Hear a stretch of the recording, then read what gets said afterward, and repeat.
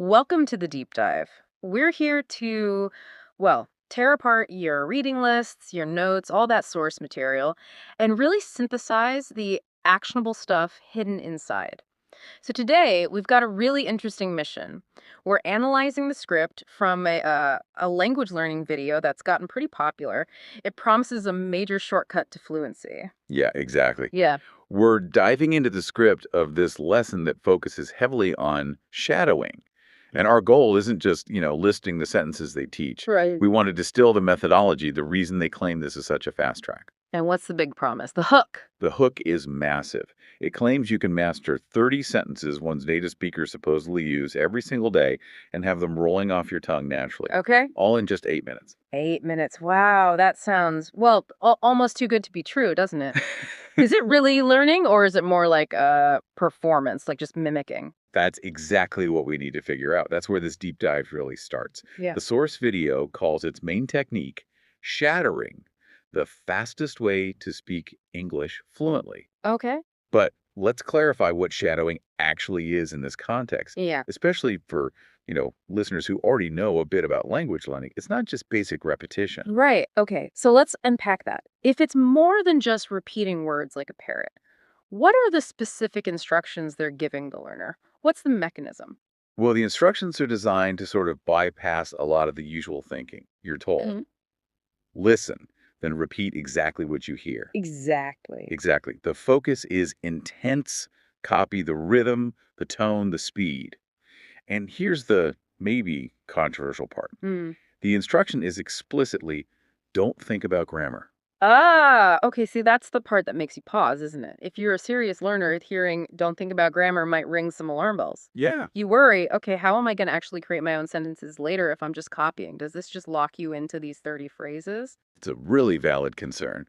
But the theory here, for this specific technique anyway, seems rooted in articulatory phonetics, practice for your mouth. Okay. So when they say copy the rhythm, they're training your mouth muscles, your lips, tongue, jaw, to make the sounds and hit the melodic patterns of English almost automatically. It treats language like a physical skill. Like learning dance steps or maybe scales on a piano. Exactly. Like a choreographed dance. Less about analyzing the grammar rules in your head, more about getting the physical movements right. So the immediate goal isn't grammatical perfection, it's getting that natural sound, that flow, phonetic accuracy first. Precisely. They literally say they want to let your mouth learn the natural flow of English. The idea, I think, is if your mouth can physically handle native speed and rhythm, then later, when you do focus on grammar, it sort of slots into place more easily because the foundation is there. Hmm, interesting theory. And that focus on rhythm and flow explains why they built the lesson around such a detailed, specific daily routine, right? Fixed timings, fixed actions. Absolutely. They're Yeah. constantly practicing these fixed structures. So let's look at how the content facilitates that. Section 1, sentences 1 through 10, this covers the morning, basically from waking up until getting ready for work. It's all internal preparation. Okay. And right away, what jumps out is the precision. It starts with, I wake up at 7 o'clock every morning. Very specific time. Hard consonants. Sets a clear baseline for shadowing. Yeah, I noticed that. And they use these little sensory details too, presumably to make it stickier in your memory. It's not just an alarm clock, it's the alarm clock rings loudly on my bedside table. You can almost hear it. That sensory link is probably key, yeah. Reduces the need to translate in your head, you visualize, Hmm. then it moves right into the physical. I stretch my arms and yawn before getting out of bed. It's like stepping into someone else's morning. And the hygiene parts are super specific too. Not just drinking water, but a glass of cold water, brushing teeth for exactly 2 minutes, washing your face with warm water, why the temperatures, why the exact time. Seems like overkill. Well, from a teaching perspective, maybe not. Specifying cold water forces you to practice that cold sound within a set phrase. It's not just water. Same with exactly 2 minutes. It forces you to articulate numbers clearly within a sentence. Ah, okay. So the details aren't just like lifestyle tips, they're scaffolding for practicing specific sounds and structures within a natural sounding chunk of language. That's how I read it, yeah.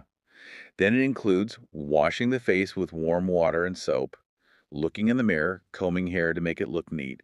It all culminates in that final step before leaving the room. I make my bed before leaving the bedroom. Right. And that's the first 10 sentences, all about that internal discipline, getting the mouth muscles warmed up. Okay, so we've nailed down the waking up and getting ready part. Now, sentences 11 through 20, this shifts gears a bit, right?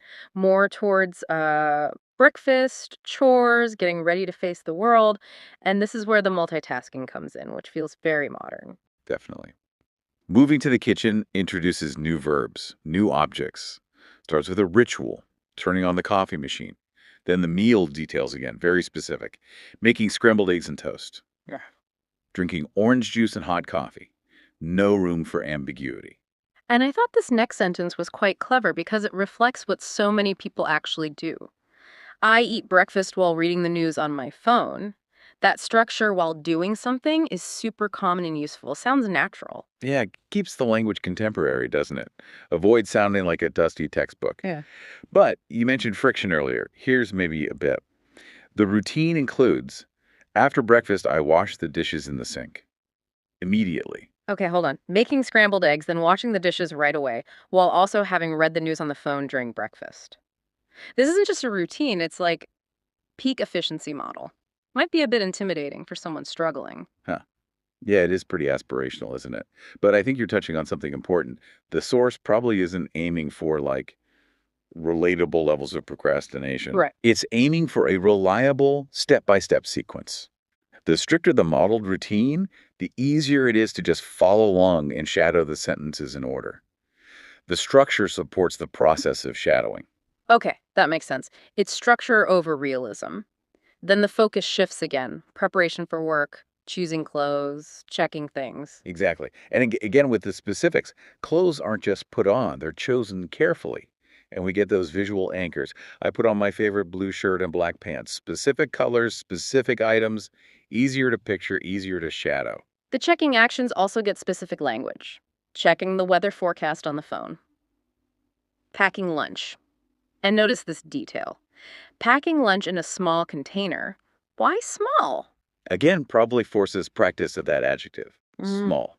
Slows you down just enough on that word within the flow of the sentence. right. And it all builds to that very modern ritual Yeah. before walking out the door at the checklist. I grab my keys, wallet, and phone before leaving. The Holy Trinity. Pretty much. Yeah. That wraps up the at-home part and sets us up for the commute. Okay, so let's analyze that transition. Sentences 21 through 30. Moving from the controlled home environment to the outside world. Seems like timing and external factors become key here. Yeah, and it starts with a really crisp time marker. I leave my house at 8:30 sharp. That word, sharp, is crucial for nailing the cadence, isn't it? Sounds very native. Conveys precision about time. Definitely. And the route details are concrete too. Walking to the bus stop near the building, waiting for the number 12 bus. Why specify NAR 12? Why not just the bus? My guess, same reason as before, teaching device. It forces you to integrate numbers smoothly into speech, which can be tricky for learners. You practice chunking that phrase, the number 12 bus, makes it automatic. And here's where it gets a bit meta, as you said.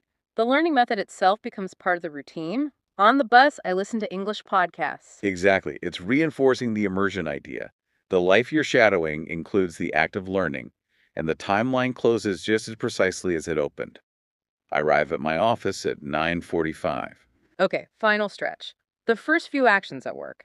This covers a bit of social interaction, some planning. Right. Starts with a positive interaction, greeting colleagues with a friendly smile.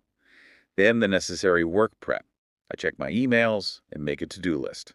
Standard office stuff. And it introduces slightly more formal work-related structures. Planning the day. I attend 3 important meetings today. Even lunch gets a specific location. During lunch break, I eat in the company cafeteria. Anchors the action geographically. And the section and the 30 sentences wrap up neatly with the end of task phrase. I work on my computer until 5:00. So you've gone from 7 a.m. sharp to 5 p.m. sharp, a full arc. Wow, okay. So let's synthesize. What's the big takeaway from this deep dive into the method, this shadowing heavy routine?